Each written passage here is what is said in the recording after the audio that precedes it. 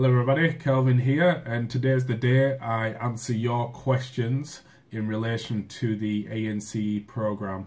So if you've been following me on my blog or YouTube channel, you've probably seen the video that I sent out a few days ago about the questions that I've been receiving in regards to the aNCE program from Cisco.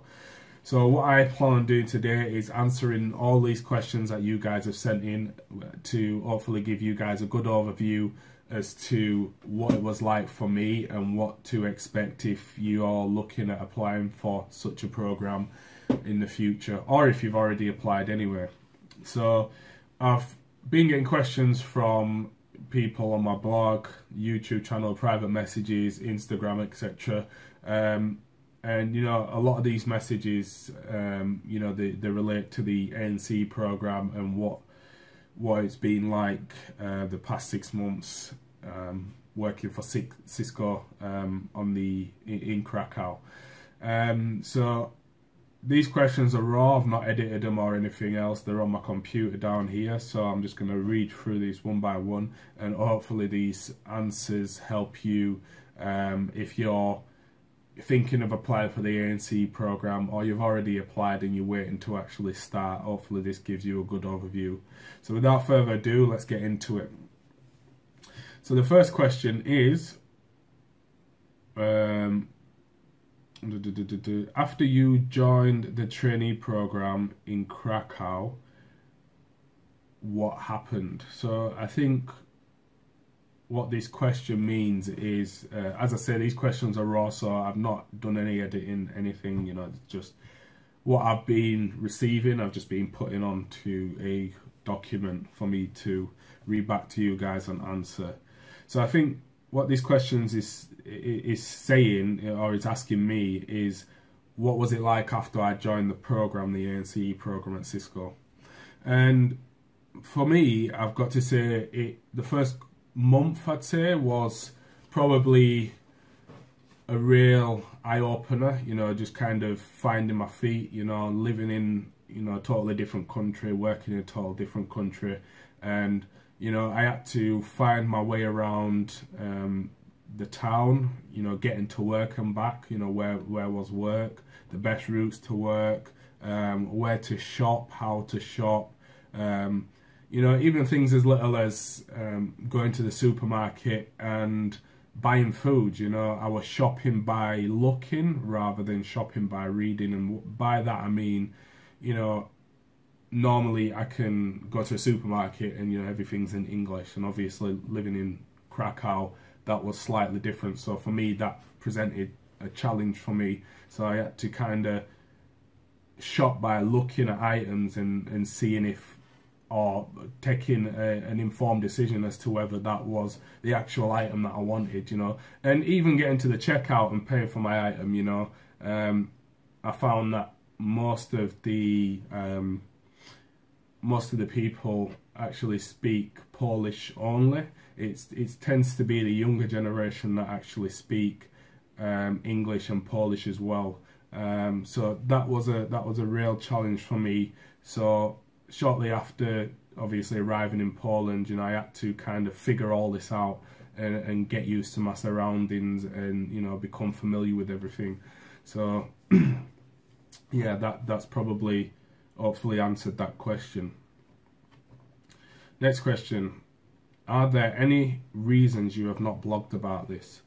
So obviously this guy's probably been following my blog posts on my blog, so thank you for that. The reason I've not blogged about my 6-month experience on the aNCE program as of yet is because, you know, only pretty much recently I arrived back in the UK, and, you know, it's been straight into my new position as a security solutions consulting engineer at Cisco. So, you know, I've been trying to become familiar with my new job, and you know, just finding my feet within my new job, really. So I've not really had time to blog, and, you know, obviously coming back to the UK as well, you know, I've been trying to catch up with, you know, family, and, you know, as well relax, because I had a very intense 6 months in Krakow as well. So, that's probably the main reasons why I've not blogged. And, I did plan on actually doing a blog post on my experience on the ANCE program, but because I received so many questions from you guys, I thought it'd be better to actually address all these in a vlog, which is this, which I'm doing now. So hopefully this is it turns out to be better for you guys as well.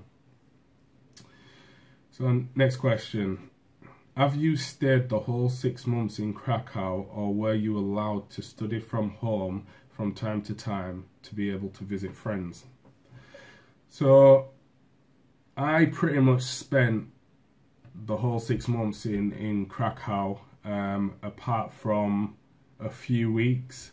Now, the ANCE program, at the end of the day, it's a job. You're working for Cisco, and just like any other job, you're entitled to holidays as well.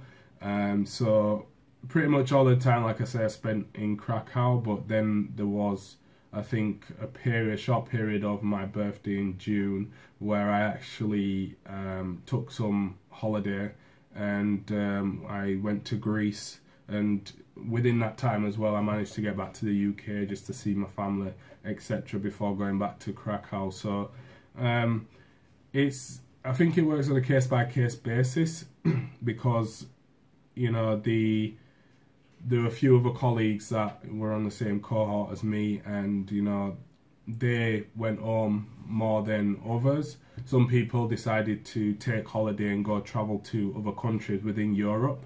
So I think it works on a case-by-case basis, really.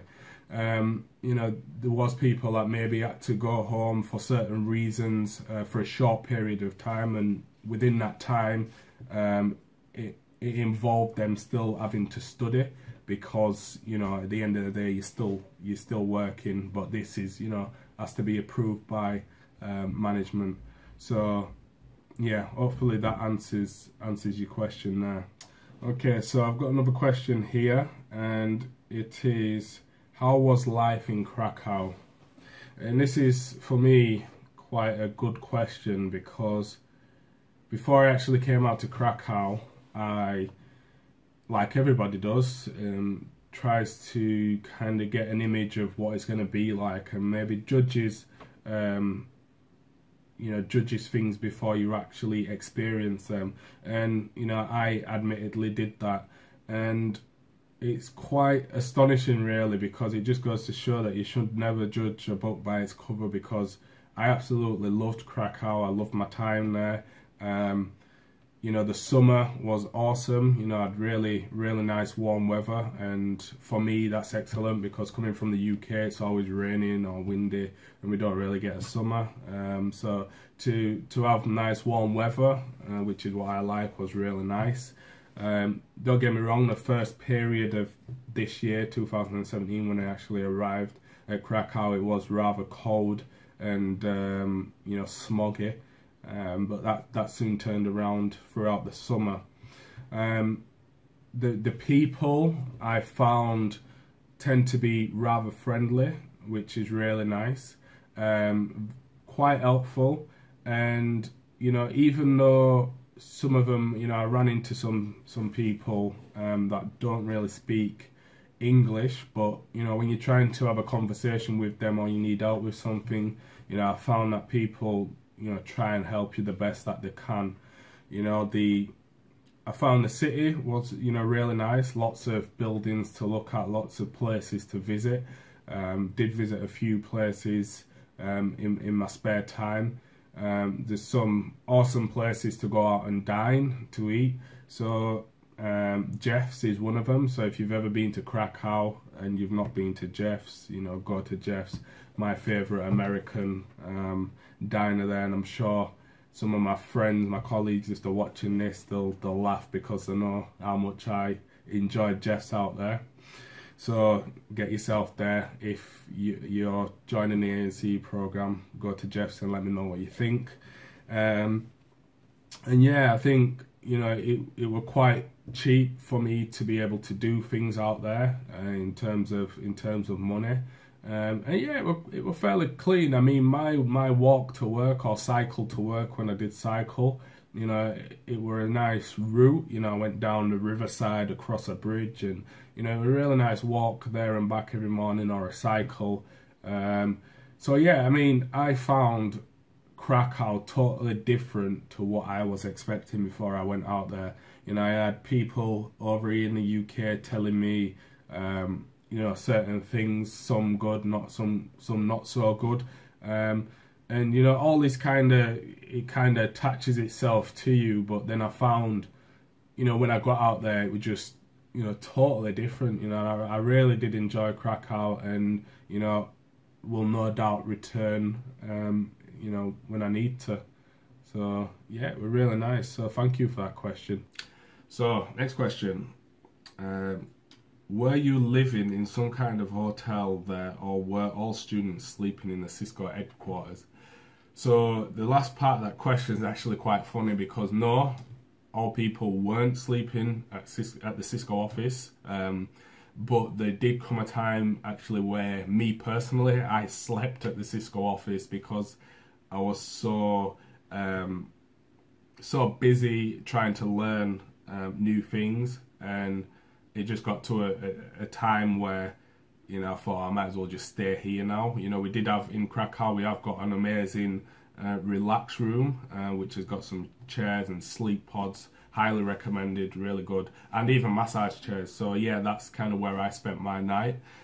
Do I recommend staying at the Cisco offices? No, not really, unless, you know, you don't have a comfortable bed, let's say, at your apartment. So back to the first part of the question.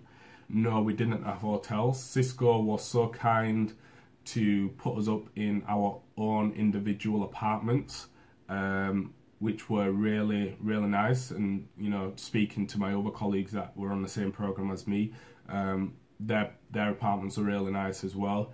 Some of them was only missing a few things, such as like air conditioning, you know, during the summer. Some of them struggled with that. But I'd say I was kind of one of the lucky ones, because my apartment was brand new.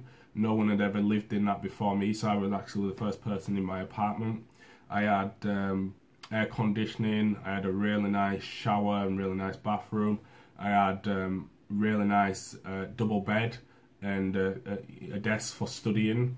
I had a big flat screen TV on my wall in my apartment, and also in the living room area I had a sofa, which actually, I think in the last day of me, so yeah, in the last day of me actually being in my apartment before leaving to come back to the UK, I only then realised that this sofa that I had in the living room was actually a pull-out bed as well, which would have been quite good to know 4 months beforehand, because I actually had, you know, guests stay over, and you know, we didn't know that this existed. So yeah, it was a bit of a struggle.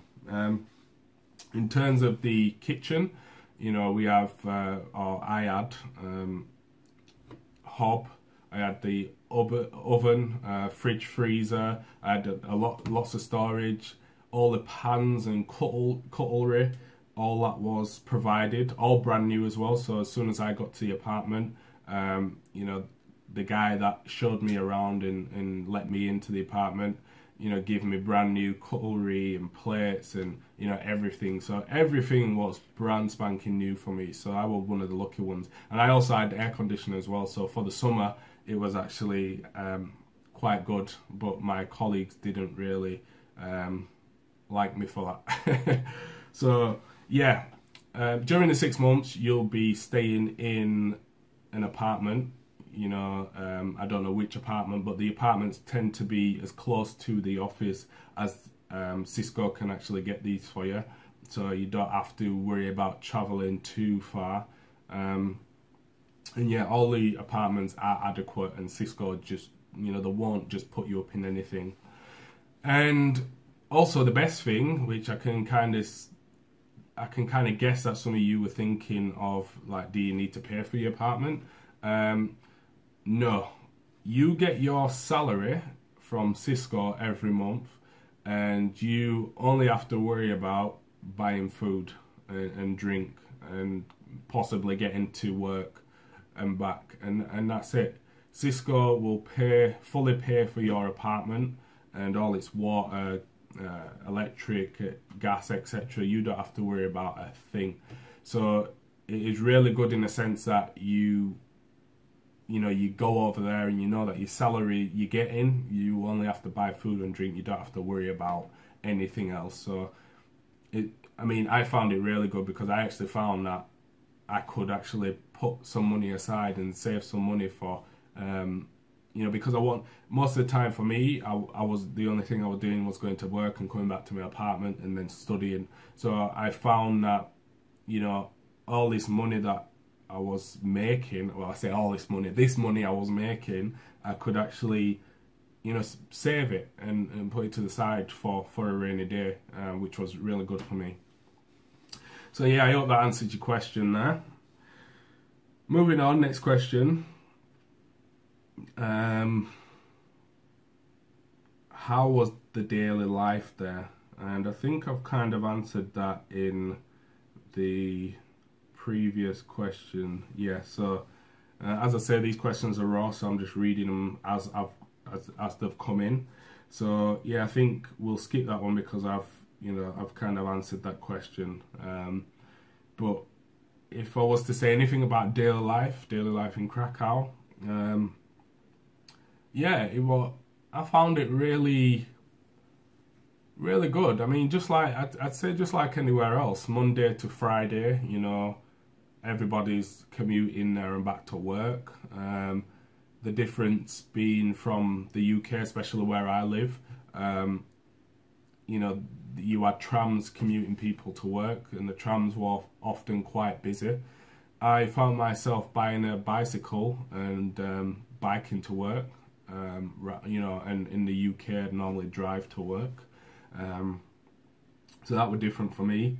And yeah, Saturday and Sunday, people are going out and, whether that be out into town for shopping or clubbing and food, whatnot. And, Sunday seemed to be fairly quiet. So yeah, I mean, I don't know about which parts of the world you guys are from, but for me, it was, pretty much the same thing. Apart from, like I said, the typical things like the language barrier, etc. So yeah, and one thing I would say, I mean, if you're a guy watching this video, 6 months, you're more than likely going to need to get an haircut. Within the first month, or first couple of months, I thought I was really going to struggle to find a place that could actually speak English and cut my hair to the standard in which I expect. And yeah, I think until somebody else in my cohort actually found a hair shop and said it was quite decent and they speak English, yeah, my hair was actually growing into an afro. So yeah, what I would say is get an haircut before you come out to Krakow, and make sure it's on your task list to actually find an hair shop that speaks English, because you're gonna need it. So yeah, that's what I would say. So moving on to the next question. Did you hear lectures about CCNA, or could you choose to hear special things like CCNA Security as well? Did you have any choice to begin with? So this is, double barrel question really. So I'll start with the first part. For me, before I actually, because it is a graduate program, so the whole point of you coming on to the aNCE program is to become a network consultant engineer ultimately, but it's also to learn as much as you can within the 6 months before you actually go back to your respective country and start your role. So for me, I was joining the security team, so right now I'm actually part of the UK and Ireland security team as a security solutions consultant engineer for Cisco. And so my study was all related, or my training was all related to security technologies, more specifically security products that Cisco sells, and this is, you know, obviously the role that I wanted to go for and the role that I wanted to be in.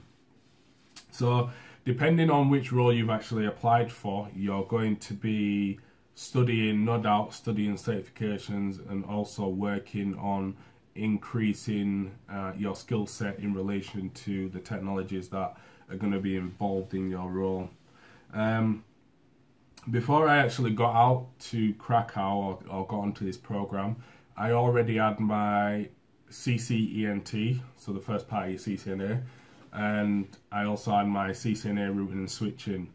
I was lucky enough to find time to study for my CCNA Security certification, and this, by the way, was, for me, it was a prerequisite that anybody joining the security team would need to become CCNA Security certified within the first, I think, month of actually joining the program. So it is a big ask, but it is doable. And if you don't pass it the first time, you know, you do get another chance to do it. So, you know, don't worry about, you know, thinking, oh my God, I only get a month to study all the content and take the exam. Don't worry, if you don't get it the first time, you can always go for it again. But for me, I was fortunate enough to study the material before I actually got out to Krakow, and I think within the first 3 weeks to a month, I pushed my manager to allow me to go ahead and take the CCNA Security exam before my other colleagues that had, you know, not been doing it. And, you know, I managed to go out there and I managed to pass it within the first couple of weeks, which was, you know, a big relief for me. For those that go out there and start the program, normally the CCNA routing and switching is a prerequisite. You will get training from instructors prior to going for the certification exam, so don't worry about that. But it is recommended that you actually study beforehand, before going out there. You know, don't just be lazy and think, I'll just do it when I get out there, because you're just going to make your life harder. So you will get the training, and upon completion of the training, you'll be asked to book your certification exam. And yeah, again, if you don't pass it the first time, you'll always get another go to do it. But it is another prerequisite, or at least it was when I joined the program. So you need to make sure that you pass that. So the CCNA routing and switching is a prerequisite for everybody. Don't matter which department, if you like, you're going into, with, you know, that being security or data center, whatever, voice, collaboration. So that is a prerequisite for everybody. Then moving more specifically into your specific technology area. So for me, like I said, the CCNA Security was a prerequisite. So again, for those that don't have it, you know, try study it beforehand. But you will be given the training to equip you with the knowledge and skills before going to take that CCNA Security exam. And again, this is a prerequisite, as I say, for anybody joining security. Then moving on, certification wise, you do have the option to do the CCNP routing and switching, and in fact any other certification that you want within your time in Krakow. But, you know, bear in mind that you do have quite a lot of workload and a lot of training going on, so finding time sometimes to actually study different certifications, and, you know, the CCNP route and switch, which is 3 separate exams, can be quite hard.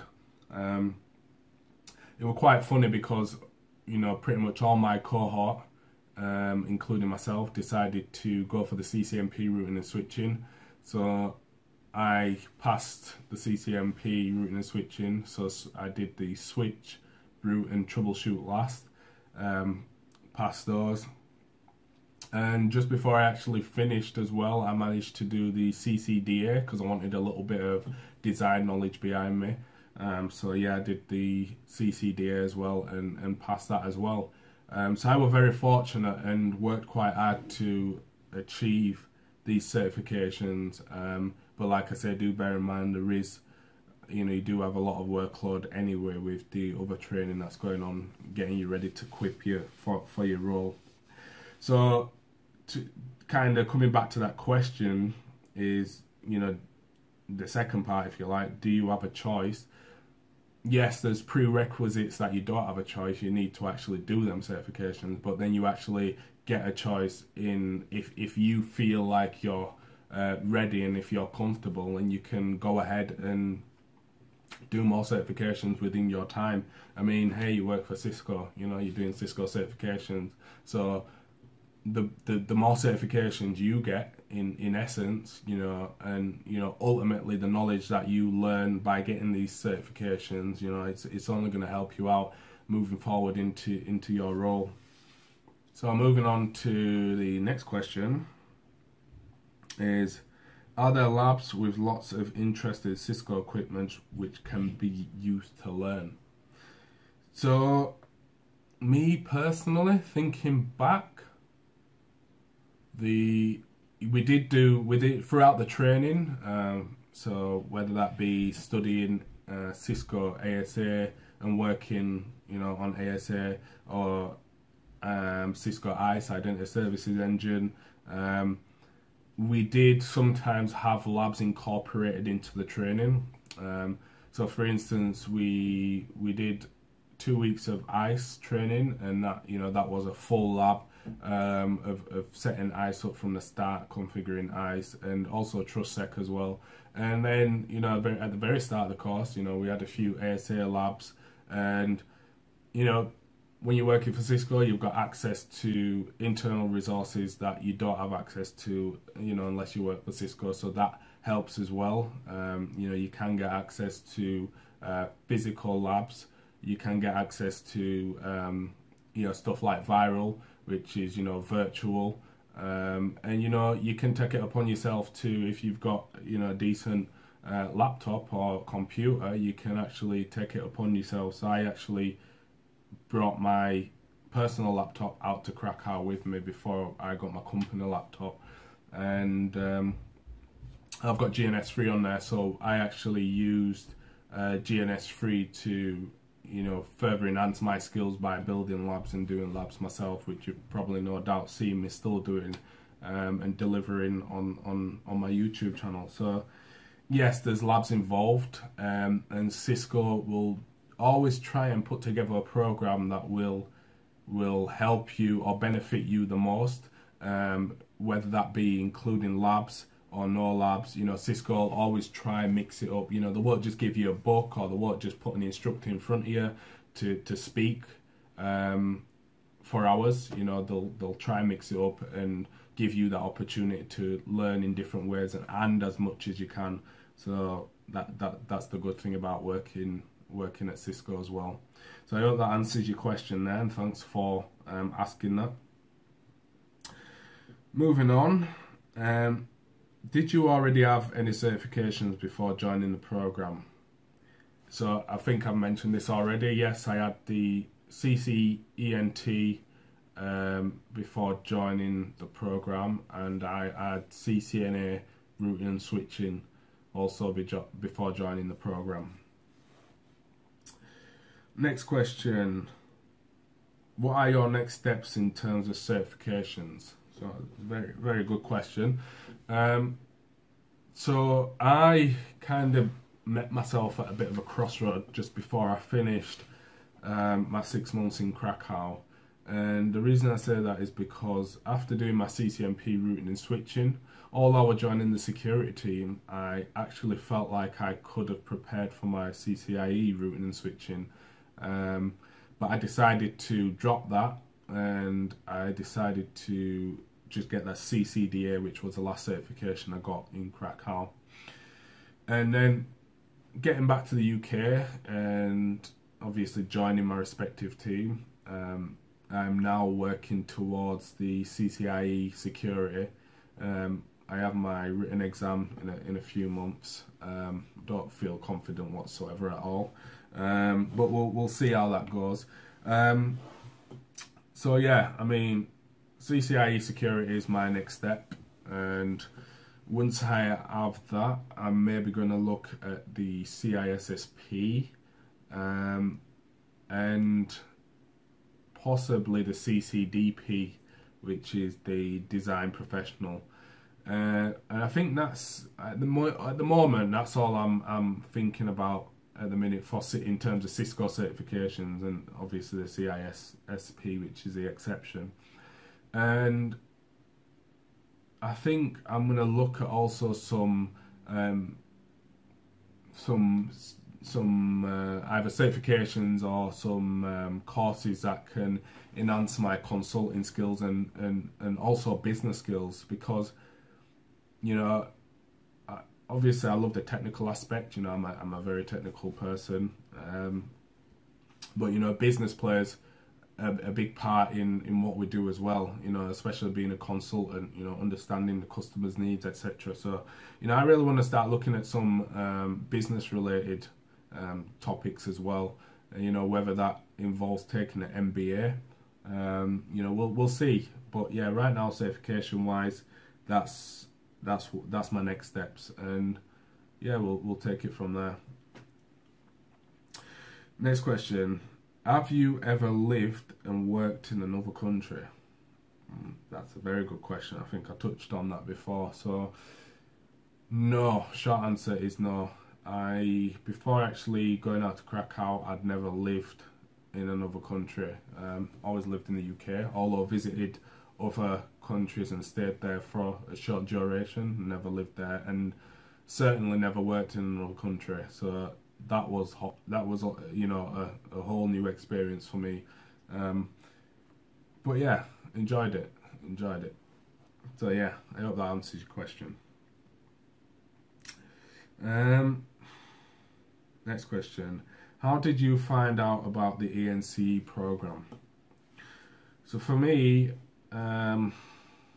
it was a little bit of a roller coaster. So back in 2016, I was working as a security engineer for a firm that is close to where I live in the UK, and I seen a position, not through Cisco, I seen a position come up through another company that was looking for graduates to take on this training program with the intention of actually joining Cisco for what I do now. So being a person that's always wanted to work for Cisco, you know, being a person that's always worked on Cisco products and with Cisco kit for the whole 3 years of my university degree, you know, I thought, you know, this could be a perfect opportunity for me to join Cisco. So I applied for the position, knowing that it wasn't direct with Cisco, but it had an intention of joining Cisco, and I ended up getting the role. So I left my current position as a security engineer and joined, I think the job title was actually cyber security consultant, I think it was, off the top of my head. But you know, in a nutshell, we was training for the role to join the security team as an NCE within Cisco. So nearly 6 months into this, it was nearly Christmas 2016. I'd literally just graduated in the November of 2016, and I was nearly finishing this program with high hopes of, you know, getting into Cisco. And because of some business related things, let's say, we won't go into it, they had to cancel the course, which meant that, you know, I was no longer joining Cisco. Fortunately for me, I'd managed to speak with a few people internally into Cisco, and they managed to find a path for me to continue my and progress with Cisco and, you know, join Cisco. The only thing was that I would have to, you know, essentially do another 6 months training and go to Krakow to do this training. So this was in all honesty, this was something that I nearly actually turned down because, I've got a family back home, and, being away from them for 6 months, it was a big ask, and anybody that's got family and, kids, etc., they'll probably know, they'll probably have the same feeling. So it was a big ask for me, but, I managed to find it in me, and, spoke with my family, and I managed to, say yes to this role. And, looking back now, I'm so glad that I did actually say yes to this role, because, I don't know where I'd be. Like I said, I'd always wanted to work for Cisco, and, this was the opportunity for me to do that. So, yeah, it's just funny how it's all worked out for me. So that's how I actually found out about the aNCE program. It wasn't through, a direct job that I'd seen. It actually come in a weird way, and I managed to actually get onto, the program and, do another 6 months training and get into Cisco finally. So yeah, it was weird. But for anybody that's probably not going to come across that or have that same situation, I would say, keep looking on the Cisco website, cisco.com, for any jobs, and, keep checking LinkedIn, connect with the recruiters through LinkedIn if you can, if you know they are, and yeah, just keep looking. If you really want to work for Cisco, there is jobs popping up now and again, whether that be in a graduate program or a job in general. Just keep looking and apply for it, because you never know. So I hope that answers your question, and thanks for actually bringing that up. Bit of reminiscing there as well. So moving on to the next question. When did you graduate from university, and with what grades? Okay, so I think I know why this question's been asked, and I think it's being asked because to actually apply for the graduate program, there's a specification that you need to meet. Can't remember off the top of my head. I think it's a 2-1 degree or higher, and that's in the UK. I don't know how it is for anywhere else. But I graduated with a first class honours degree in 2016 in computer networks and system support. I finished in 2016. It was a 3-year course, and yeah, I think achieving those grades that I did, along with the certifications that I had by then, helped or enhanced my my position, or at least my place to get such a position. So if you're still at university and you've not yet graduated, keep working, keep aiming, because everyone's got the best intentions to, get the highest grade possible, or at least I did when I was at university. So, keep working towards that high grade, and, if you work hard, I'm sure you'll get it. So yeah, thanks for that question. Next question. Did you find like-minded people joining you on the program? Yes. One thing I would say about Cisco and the way they recruit is that the culture within Cisco and the people that they find, we all seem to be alike in many ways than you'd often think. And the people that I met, or the people that were in the same program as me, were from different countries around the world. We had people from and the boys and girls as well, or men and women, if you like, and they were from places like as far as Egypt, Saudi Arabia, obviously the UK.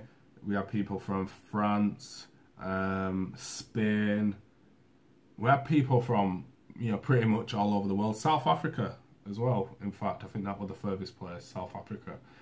So yeah, it's really crazy because we've got all these people coming from different parts of the world, and yet we've got so many things in common. And I think for me, and the training that we go through, and the situations that we go through together, it helped bond us even more. Not only just outside of work, but inside of work as well. And I truly believe that the colleagues and the people that you come into contact with will not only become your work colleagues, but also your some of your good friends that you're gonna know forever now. And especially that's how I feel. And I've definitely made some friends for life during just that 6 months, even though they're dotted around the world. I've made some really good friends for life now, I feel. So yeah, everybody is very like-minded, and yeah, everybody gets on with everyone. So again, yeah, thanks for that question, whoever sent that in. Next question. What would happen in a typical working day? So a typical working day on the aNCE program for me was you'd get up, get dressed, get to work, and you'd spend the full day, 9 until 5:30 or 5 o'clock, training, whether that be with an instructor, somebody within Cisco or somebody contracting for Cisco, or whether that be self-study, so studying in small groups with your colleagues. Often our training involved having an instructor. The instructor was part of this, for me at least, the instructors tended to be part of a security team within Cisco. So coming from a network consulting engineering perspective, they often could relate to the technologies and what they're trying to show you, because what they were showing you is ideally what you'd be implementing in a few months' time. So that was a typical working day. You'd sometimes be at the end of the training or at the end of the week, you'd be sometimes tested on what you'd learned, just to not as a test to see if you've actually listened, but a test to see how much you've taken away from the week. And you'd also be asked to leave feedback as well, because there's ways that Cisco always want to try and improve the way that they deliver these training sessions to the staff and to everybody else. So they always find a way to get feedback from the people that are not only delivering, but the people that are actually being delivered to. So that's typically what working day looked like. And then after work, depending on what day it was and depending on the weather, you'd either go back to your apartment and spend the rest of the night there, or you'd meet your colleagues and go out for a drink, or go and do some activities. So for instance, like I say, I managed to visit Auschwitz, the concentration camp, and I did that with one of my colleagues on a very sunny Sunday day. And we also had other days where we went paintballing, and we also had other days where we just went out on a night out. So the days vary, but a typical working day, that's what you do. So yeah, I hope that helps, and thanks for that question. Next question, not too many now. Do you get time off? I think I've touched on this already. You do get, it is a job at the end of the day. You do get time off. You will be given public holidays off, so Polish public holidays, being working in Poland, and you will also get a set amount of days that you can take during your 6 months as well. You still need to get your manager's approval, but you can get days off. So as I said before, I managed to take I think a week off during my birthday in June, and I actually went to Greece. So I flew from Poland to the UK, then the UK to Greece, and back again. So yeah, it's possible, and you can do that.